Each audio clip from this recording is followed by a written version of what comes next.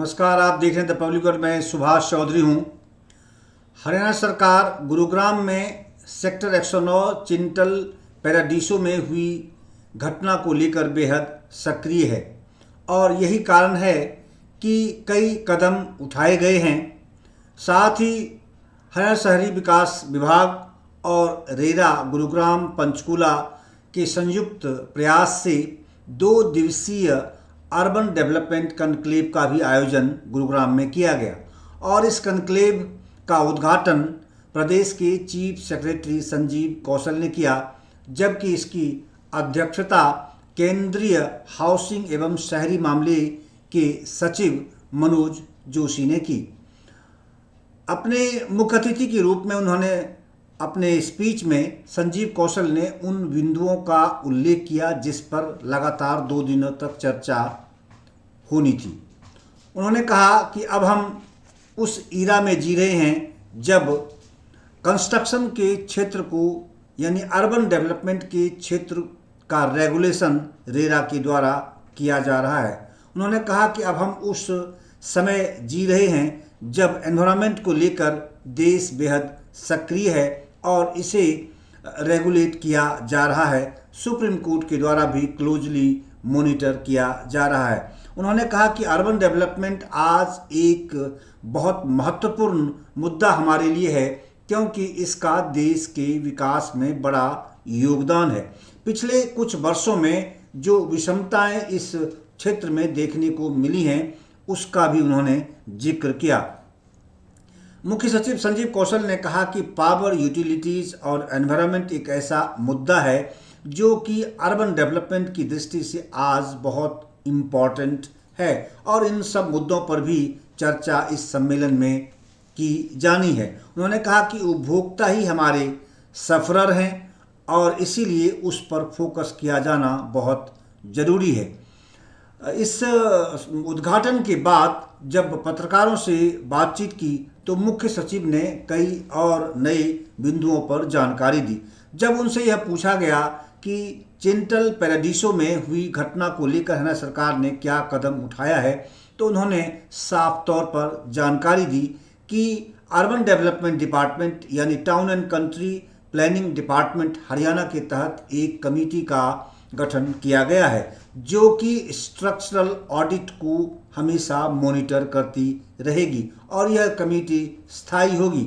जब हमने उनसे एनबीसीसी ग्रीन व्यू के विवाद से संबंधित सवाल खड़ा किया तो उन्होंने कहा कि इसकी सही जानकारी या इस पर सही मंतव्य तो शहरी विकास मामले के सचिव दे सकते हैं, लेकिन हरियाणा सरकार इस पर बेहद संवेदनशील है और उपभोक्ताओं की सुरक्षा उनकी प्राथमिकता में है।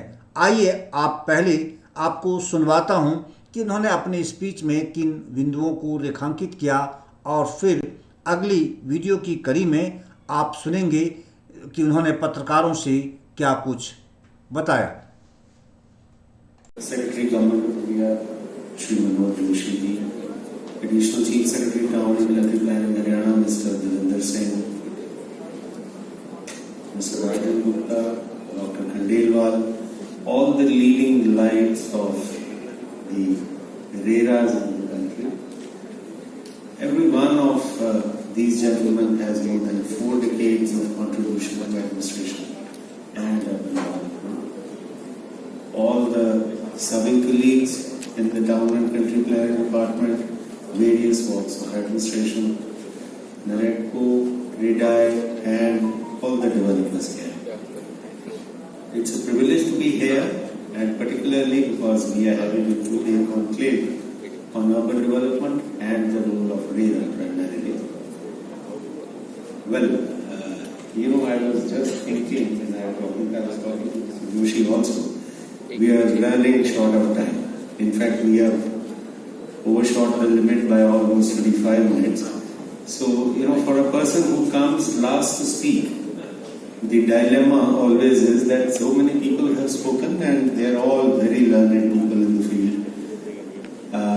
And there is the thinking process going in your mind, 3.5 decades of experience. I would love to talk about some things myself. The dilemma is that of the after dinner speech every time. The difficulty that you always face when you have to kiss a girl who's leaning away from you and trying to climb a wall which is leaning towards you. It is always that. So I will be brief. I would be very, very succinct. My best wishes for this conclave. Very knowledgeable people are here, and I'm sure the proceedings will be very, very knowledgeable and thought-provoking. We must keep in mind while we have these deliberations that we are currently in Gurgaon, the hub of the National Capital Region. But since it is about all of Haryana and Mr. Rajan Gupta looks after some areas which are outside NCR also as the Rera chief. So the dominant role of Gurgaon is there in urban development issues, but there are many issues besides that also. The thought about the National Capital Region, how it is growing in the past days, how it went ahead through the NCR Planning Board, which in any case the Secretary supervises, so to say.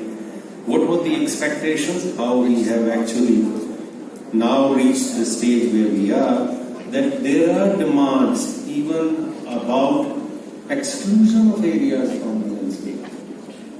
That also has to be seen. We are, friends, living in the age of regulators. Or the chairman of RERA being a very, very clear example of that.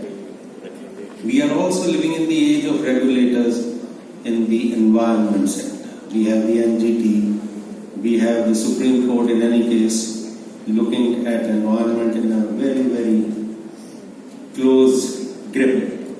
And the development of urban areas, what we call as development, is also a very nebulous area one has to consider.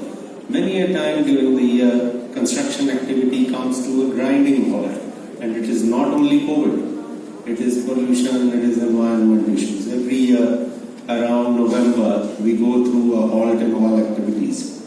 That is something which maybe we could also discuss in a part of the session, because that is something which bothers the developers quite a bit. In fact, today afternoon I am going to have a meeting with the Commission on Air Quality Management in the afternoon today itself. I would also request that, because we are taking up a session on power and related issues, many builders, many developmental issues are still languishing because we have not been able to settle many issues of the power utilities vis-a-vis the developers, and as Mr. Gupta very rightly said, the ultimate beneficiaries of flats and plots, etc.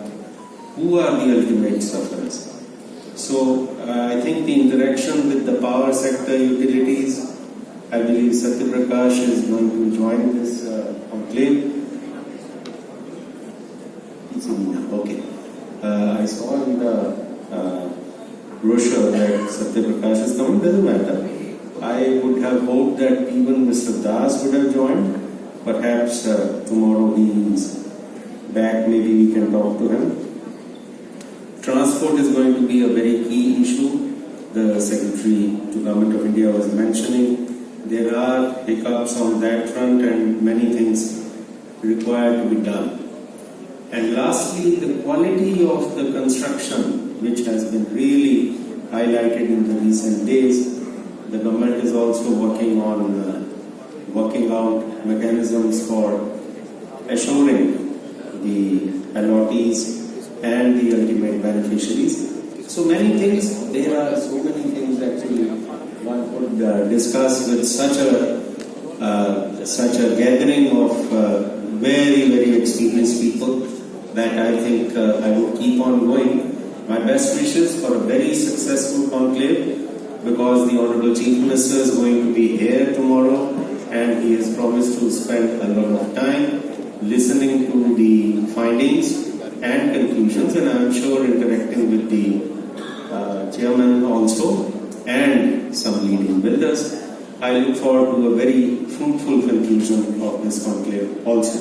So my best wishes. Thank you very much.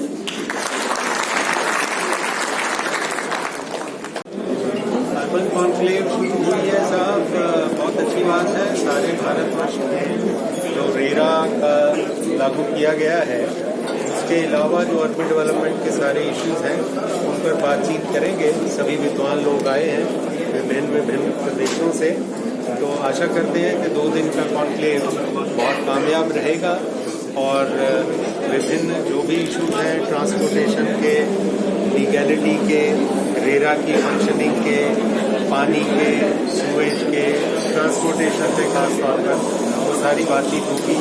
आज भारत के सचिव महोदय श्री मनोज जोशी भी आए हुए हैं, उन्होंने भी अपने विचार रखे, तो सभी का उससे काफ़ी जानकारी में वृद्धि होगी। सर, किस तरह से रोड मैप तैयार किया जा रहा है? आने वाले टाइम में देखा जा सकता है कि सुरक्षा और सुविधा के तौर पर वो भी एक विषय है जिसमें कि स्ट्रेंथनिंग ऑफ स्ट्रक्चरल कंपोनेंट्स भी हैं, ताकि कोई भी सारे अलॉटीज को, बेनिफिशरीज को उसकी सुविधा रहे, ये ना हो कि कोई भी एक्सीडेंट हो। उसके सारे के बारे में बातचीत होगी और उसका रोड मैप बनाया जाएगा। कल मुख्यमंत्री जी भी आएंगे शाम को और वो इन सब इस कॉन्क्लेव के जो भी बातचीत हुई होगी उसके जो भी निष्कर्ष निकले होंगे वो उनके समक्ष रखे जाएंगे। और हम आशा करते हैं कि वो अर्बन डेवलपमेंट को और आगे बढ़ाने में वो अपनी गाइडलाइंस और सरकार की जो गाइडलाइंस होगी उसके बारे में हमें जानकारी देंगे। सर, देश के अलग अलग जगहों से रेरा के इसमें सदस्य भाग ले रहे हैं, कितनी बड़ी बात है? किस तरह का इंफ्रास्ट्रक्चर आगे देखने को मिलेगा? बहुत बड़ी बात है। गुजरात के चेयरमैन हैं, यहाँ पर आए हुए हैं, हिमाचल के, दिल्ली के, तमिलनाडु के भी ज्वाइन कर रहे हैं, सब जगह से हैं, झारखंड से भी हैं। बहुत अच्छी बात है। सारे देश की जो अर्बन डेवलपमेंट रिलेटेड इश्यूज हैं वो सब पे बातचीत होगी और जो भी सक्सेस स्टोरीज हैं किसी भी स्टेट में उससे दूसरे स्टेट्स भी अच्छी तरह से गेन करेंगे। सर, आपने अपनी स्पीच में अभी गुड़गांव या रियल एस्टेट के जो सिक्योरिटी है उस पॉइंट को आपने अभी रेज किया, जो कंसर्न है उसको लेकर हरियाणा गवर्नमेंट क्या कोई परमानेंट कोई ऐसा स्ट्रक्चर बनाने जा रही है? कैसे है, हरियाणा गवर्नमेंट ने पहले तो स्ट्रक्चरल इंजीनियरिंग के लिए एक कमेटी बनाई है town and country planning department ने, और उसमें जो स्ट्रक्चर्स इस तरह के हैं उनकी स्टडी करके फिर उसके आगे दिशा निर्देश दिए जाएंगे ताकि बाकायदा इसके बायलॉज को जो भी स्ट्रेंथन करना हो या बाकी प्रोटेक्शन लेनी हो वो ली जा सके, आगे से ऐसी कोई समस्या ना आए।